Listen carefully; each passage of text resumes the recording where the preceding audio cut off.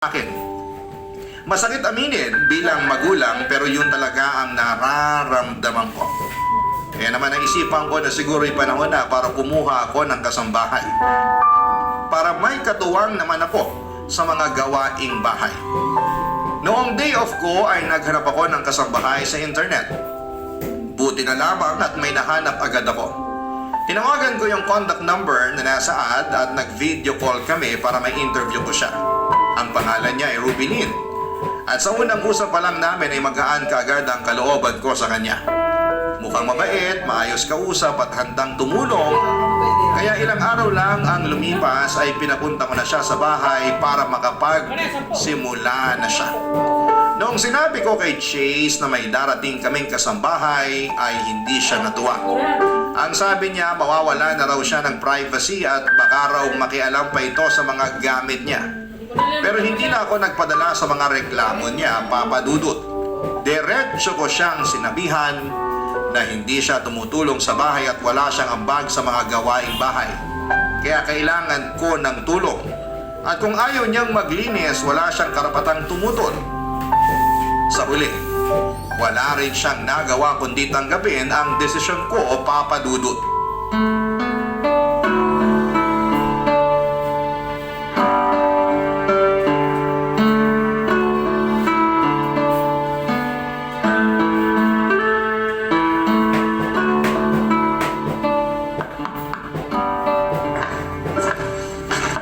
Sandali lang! Rubilin! Ay, salamat naman at nandito ka na. Hello po, ma'am. Nako, Ate Chona na lang ang itawag mo sa akin. Ay, sige po, Ate Chona. Kamusta naman yung biyahe mo? Siguro napagod ka, no? Ay, ang totoo po niyan, oo. Sa katunayan nga po, nahihilo pa rin ako hanggang ngayon. Hala, ganun ba?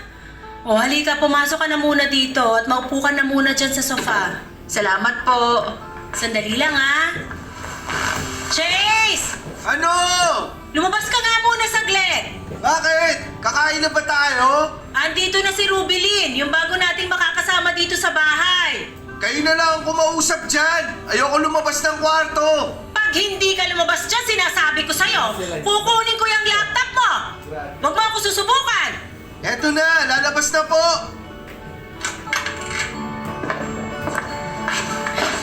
Nga pala, Rubilin, ito yung nag-iisa kong anak, si Chase. Ay, nako, ma'am. Ay, ate. Ang gwapo naman po pala ng anak niyo. Nako, oo. Sumpungin nga lang. Hello, Chase. Ako nga pala si Rubilin. Ako yung bago ninyong kasambahay. Mami, ano ba tong katulong na kinuha nyo? O bakit? Anong problema mo? Ang sama ng itsura. Walis tingting na lang ata ang kulang at magmumukha na siyang witch. Hoy, Chase! Hindi kita pinalaking bastos! Sorry po. Mag-sorry ka dito kay Ate Rubilin mo. Yung sorry, para lang yun sa mga taong may ginawang kasalanan. Eh wala naman akong ginawang kasalanan ah. Nagsasabi lang ako ng totoo. Ah, ganun ba? O sandali lang. Kukunin ko na yung laptop mo. Mami! Huwag na huwag kang magkakamali na hawakan ako! Kailan po ba kayo titigil? Yung credit card ko, binawi nyo na. Tapos yung gaming console ko, sinira nyo pa. At hindi lang yon, pati yung cellphone ko, pinalitan nyo pa ng luma. O pues, mag-sorry ka dito kay Rubilin kung gusto mong hindi ko kunin yung laptop mo! Di bali na lang, saksak nyo sa baga nyo. Babalik na ako sa kwarto ko. Ay, nako, langit! Patawarin mo ako! Rubilin, pasensya ka na sa anak ko, ha? Naku, ayos lang po yun. Alam mo, kasalanan ko rin to eh. Ha? Paano nyo naman po nasabi yan? Paano ba naman kasi? Pinalaki ko sa luho yung anak ko na yan. Kaya yan, namimihas at lumalaking walang respeto sa mga taong nasa paligid niya. Huwag po kayong mag-alala. Sigurado po ako na magbabago din si Chase pagdating ng panahon. Ay naku, sana nga. Kasi kung hindi, sigurado ako na yung bata na yan ang papatay sa akin sa galit at inis. Napaka-immature at spoiled. Ay! Rubilin, may papakiusap sana ako sa'yo, ha? Ay, sige po. Ano po yun? Sana habaan mo yung pasensya mo sa anak ko, ha? Sobrang pilyo at piloso po kasi nung anak ko na yon. Ay naku po, huwag kayong mag-alala, Ate Chona. Sanay po ako sa mga teenager. Talaga ba? Opo, ganun din kasi yung anak ko. Medyo pilyo at sumpungin. Pero napapansin ko rin naman na unti-unti nang nagbabago yung anak ko. Kaya wag po kayong mag-alala kasi sigurado ako na magsasawa at magbabago din yang si Chase. Ay nako, mabuti naman at hindi ako nag-iisa.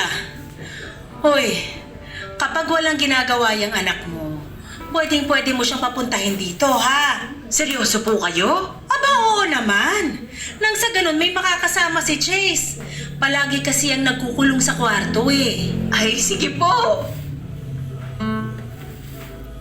Don't want to spend too much on expensive school supplies? We got you! Shop back to school items on Lazada with up to 50% off on all your needs. Save even more with 100% free shipping, 0 pesos minimum spend. Shop all your back to school essentials on Lazada today. Maba ba yan? Yun lang yung ganun.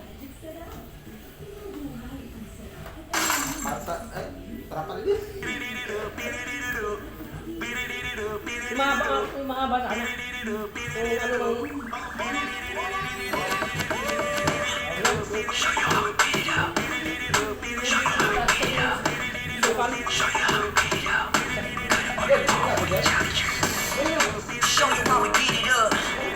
Show you how we beat it up. Show you how we beat it up. Do some down, who can challenge you? Yeah, I'm ready to know how we beat it up. Dumping 누가 touching gun bringing on. Down stage, y'all probably giddy up. Wanna game, wanna play, stay not enough. Mike. Ay, sige po. Gumaan talaga ang pakiramdam ko, Papa Dudut, nang dumating si Rubilin sa bahay. Doon ko unang beses naramdaman na hindi na ako nag-iisa. Sa wakas ay may katuwang na ako sa mga gawaing bahay at may kausap na rin ako tuwing nai-stress ako kay Chase. Ang bait-bait ni Rubilin at sa totoo lang ay sobrang pasensyosa at maunawain siya sa sitwasyon ko bilang isang single mother.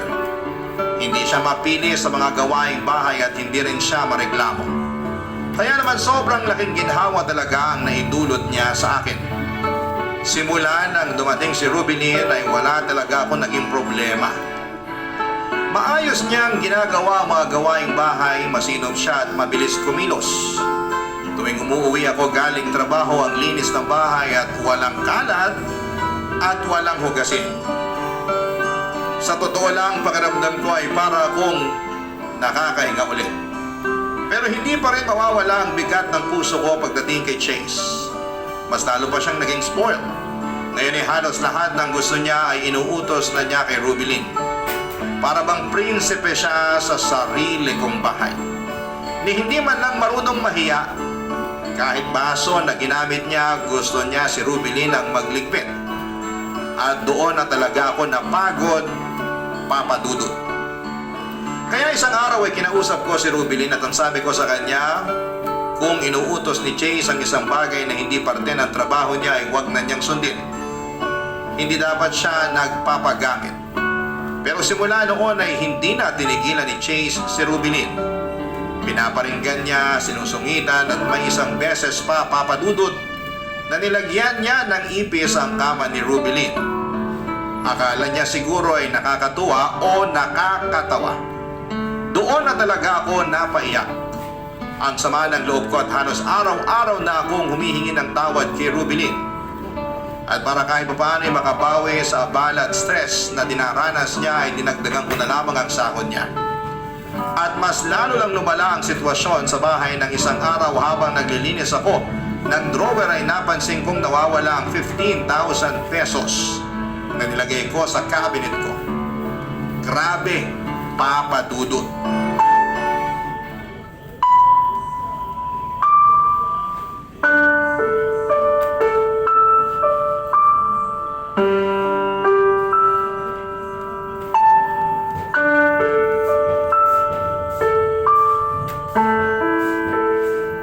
Rubilin! Ay, Ate Chona, bakit? Ano po yun? May problema ho ba? Nawawala yung 15,000 na nilagay ko dito sa drawer ko! Umami ka nga sa akin! Ikaw ba yung kumuha ng pera ko, ha?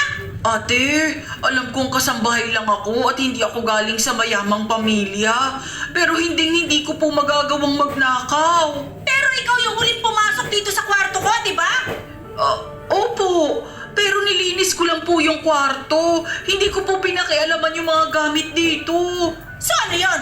Lumabas na mag-isa yung 15,000 na nilagay ko dito sa drawer, ha? Mawalang galang na po.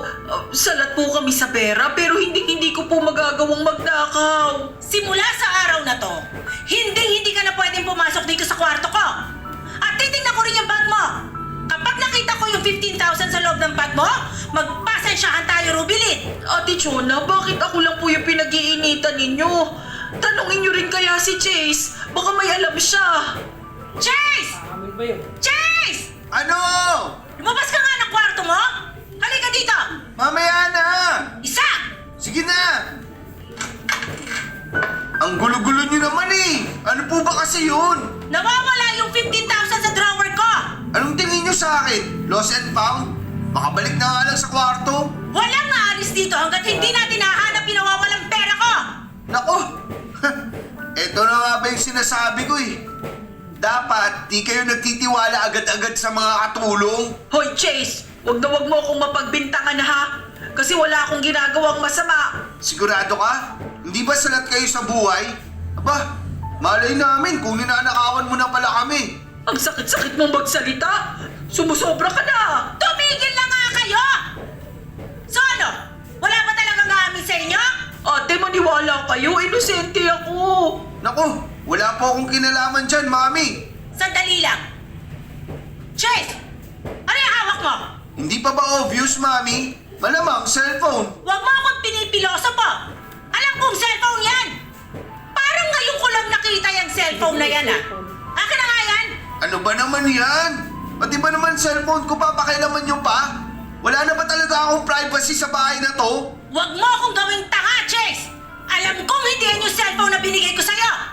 Saan mo nakuha yung cellphone na yan, ha? Pinag-ipunan ko. Ate, hindi kaya yung nawawalang pera yung ginamit niya para pambili dyan? Hoy pangit, manahimik ka. Wala kang karapatan para pagbintangan ako ng ganyan.